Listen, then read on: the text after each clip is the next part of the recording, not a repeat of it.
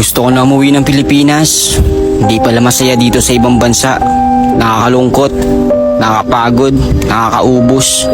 Sana nasa kabilang kanto lang, no? 10 pisong halaga lang, nasa bahay ka na.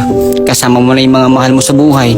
Sana ang pangingibang bansa parang pagsakay lang sa jeep na kapag gusto mo nang bumaba, magpapara ka lang, ihinto na. Kaso hindi. Dahil pagkalagpas mo pala ng immigration, pagpasok mo ng eroplano, wala na. Ito na yung hudyat na wala nang atrasan to. Ang tanging bitbit mo na lang yung mga pangarap mo, mga pangako mo sa pamilya mo, na darating ang panahon na unti-unti mong matutupad yung mga dahilan kung bakit ka nandito. Nakakapagod, oo. Nakakalungkot, oo. Nakakaubos, oo.